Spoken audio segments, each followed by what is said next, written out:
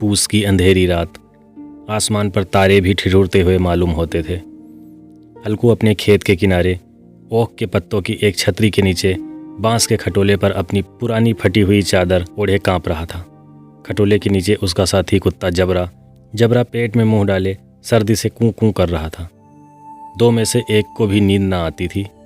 हल्कू ने घुटनों को गर्दन में चिमटाते हुए कहा, क्यों जबड़ा, जाड़ा लगता है?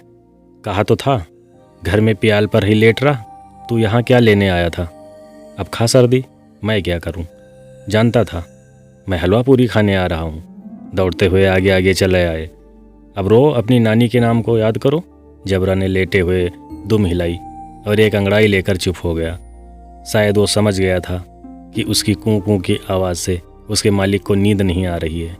हल्कू ने हाथ निकालकर जबरा की ठंडी पीठ पर सहलाते हुए कहा, कल से मेरे साथ मत आना, नहीं तो ठंडे हो जाओगे। ये ससुरा पछुआ हवा भी ना जाने कहाँ से बर्फ़ लिए आ रही है। उठूँ फिर एक चिलम भरूँ, किसी तरह रात तो कटे। अब तक तो 4-5 चिलम पी चुका हूँ। ये खेती का मज़ा है।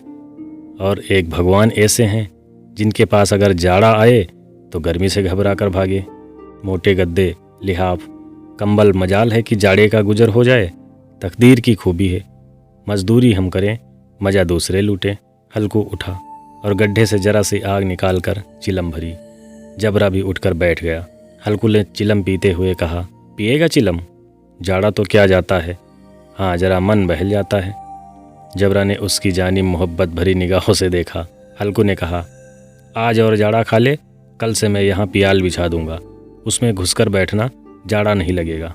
जबरा ने अगले पंजे उसके घुटनों पर रख दिए और उसके मुंह के पास अपना मुंह ले गया। हल्कू को उसकी गर्म सांस लगी।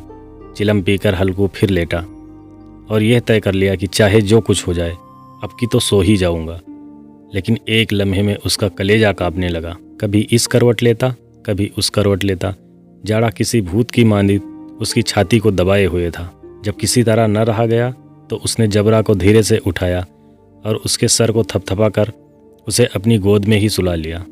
कुत्ते के जिस्म से मालूम नहीं कैसी बदबू आ रही थी, पर उसे अपनी गोद में चिमटाते हुए ऐसा सुख मालूम होता था जो इधर महीनों से उसे न मिला था। कुत्ते के शरीर की थोड़ी सी गर्मी उसे राहत दे रही थी। हल्कू अपनी गरीबी से परेशान था, जिस वजह से वो इस हालत में पहुंच गया था।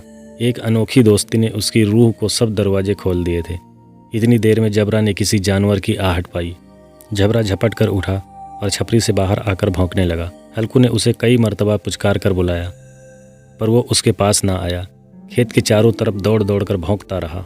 हल्कू उसे प्यार पुचकार कर बुलाता, थोड़ी देर के लिए जबरा आ जाता, फिर वो दौड़ कर जाता और खेतों में भौंकने लगता। जबरा की फर्ज की अदायगी ने उसे बेचैन कर दिया था और वो लगातार भौंके जा रहा था।